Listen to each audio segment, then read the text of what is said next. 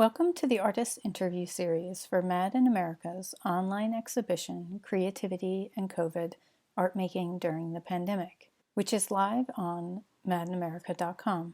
This exhibit features artists with lived experience of mental distress and explores how art making helped to cope with the emotional impact of the pandemic. Today's interview is with Ken Segal, who submitted this painting with day glow of a skull called Sugar Skull. So, hey Ken, how you doing? Hey, I'm good, thank you. Good, nice to see you. Nice to Mhm. meet you. Nice to meet you. So, I'm really excited to talk to you today. Why don't you start off just by telling us a little bit about yourself? Okay. I was born in 1959 and raised in the affluent suburbs of Philadelphia. Mm, I have a degree in graphic design from the Tyler School of Art in 1985, and I was the first student to have an all-computer graphic portfolio. I worked for about 20 years in 3D computer graphics and animation. My last major job was recreating car crashes for the courtroom in glorious 3D. Today, I work for the Creative Vision Factory, which is an art studio and gallery for those on the behavior health spectrum, that is mentally ill and addicted. mm, Uh, I'm married to Jane Segal. She's my second wife, and I'm her third husband. And I live with my stepson, David. great. And the art organization that you work for, why don't you tell us a little bit about that? The Creative Vision Factory was founded in 2011. I was one of the three founding members, along with Michael Kalmbach, our director, Mhm. and Jason Serrato, our another member who designed our logo and some of our visuals. Mm, Jason hasn't been around for a little while. He sort of pops in and out because he has his own life and his own issues. But I mhm. work with Mr. Kalmbach on an ongoing basis. For the last year, I worked from home because of the pandemic, but I'll be returning one day a week starting in April. Oh, that's great. So you guys are Yeah. going to be opening up a little bit again, getting Oh back yeah, well, to. it's been the factory has been open all along, but I was working from home primarily because my wife had leukemia, and I Oh, I have to see. watch about infections because it Yeah, could be the sure. end of her. Yeah, Had to yeah, be more careful about that. Yeah, yeah. definitely. Well, I know that we're including the link to the Vision Factory in your statement as well, so that you can check that out when the exhibition goes live. And it's a very interesting organization. Um, Another question would be, how did you get into art making? Well, like most people, I was doing art when I was 3 and 4 and 5 years old. Mm, My mother sent me was very artistic herself, and she sent me to community art centers for a number of years. So I mm, took lessons in ceramics and painting and drawing. In high school, I did lots and lots of drawing, and my favorite classes were art classes. But I also studied computer graphics and computer programming very early in the 80s, before the microcomputer. mhm. My first computer experience was on a macro computer, a supercomputer, which is the size of a building. And I had to learn Oh key wow. punch. I had to learn key punch and have these big decks of key punch cards. But Hmm. I did some graphic work and some animation work, even on the big computer. And That's later on, became an amazing. expert on the microcomputer. That's amazing. Yeah, Yeah. I've been doing computer graphics and animation for about 20 years. And Wow. today I'm working primarily as a painter in my Yeah. fine art. Yeah. The work you submitted was a painting. It Yeah. was done with what was the medium that you used? I like to use fluorescent paint, which is black Mm, light paint. It's also called day glow. yeah. It's the brightest colors you can get on the spectrum. Yeah. They really shine. I think a lot of people are wearing day glow shirts and outfits right now. It's come Mm, back into fashion. It was nice. big in the 60s. Yeah, yeah, yeah. Yeah. So what would you consider your favorite medium and why My would that favorite be? medium is painting, and I like to Mhm. paint with these fluorescent, pardon me, I have a speech impediment. No I worries. like to paint with these fluorescent paints. I Hmm. like them because when you turn down the room lights or work really late at night and turn on a black light, they glow in the dark like neon. I would That like to sounds learn so cool. neon someday, but in the meantime, I'm painting with neon paintings, and they're really a lot of fun. And I've done a few shows with my large scale paintings. They're like 3 by 4 foot paintings, some of them.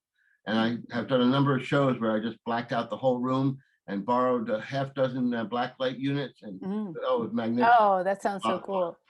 Yeah, Yeah. so neon, you would have to learn how to blow glass, right? Or no? Yeah, I don't think that's really my future, but lots more painting with fluorescent paint, Yeah, definitely. yeah.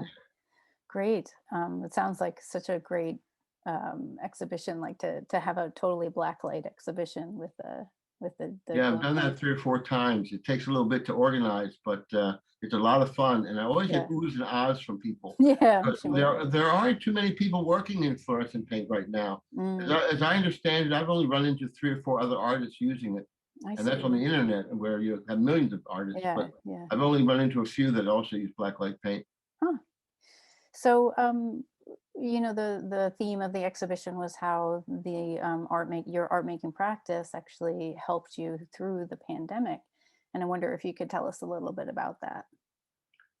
Um, well, I've been working from home for the Creative Vision Factory for a year now, and that's mostly counseling my clients over the internet.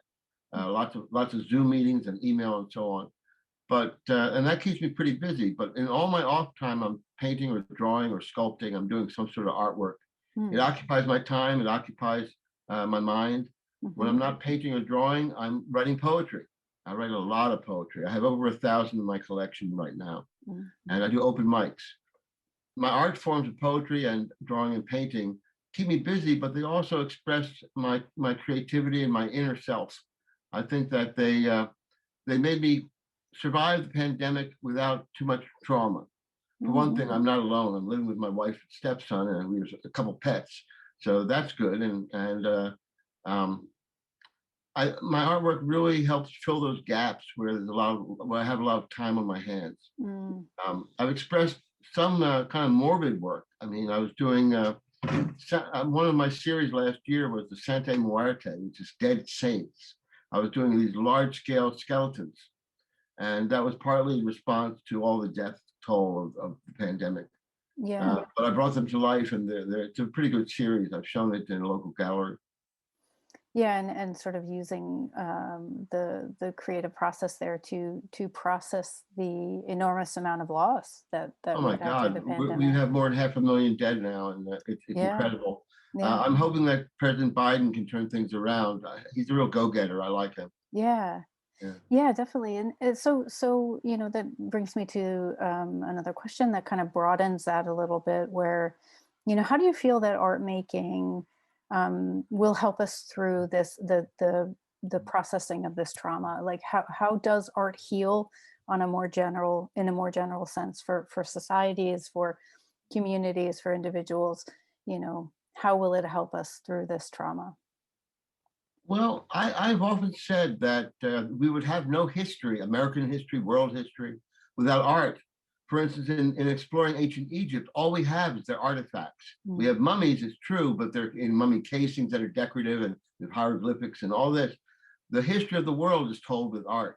And I think that it's healing. It's also a record of where we're at, what we're doing, what our mindset is. And it'll help us get through this period, I think, because artists are expressing the theme of COVID, the theme of pandemic in their work. It's also a coping mechanism. I think many of us are experiencing for the first time real trauma. A little bit of this PTSD is going around. Mm. And I think I'm bipolar. I have bipolar and OCD. So Mhm. for me, I struggle with my mental illness sometimes. But it's the artwork helps me get over that and express my inner demons, and it's a healing process. I think making art is in itself uh, a healing process. Yeah, I totally agree with you. I feel like, in a way, it sort of moves feelings through us, through our body, just by kind of the transformation of ideas and feelings, just in the act of expressing them. You I know. think of it as taking your soul and making it visible. Yeah, yeah, Yeah. definitely, definitely. Well, that's amazing. It's so wonderful to speak with you today about all this stuff. Um, I'm so excited to see your workup, and great to speak with you. Thank you. It was wonderful speaking with you.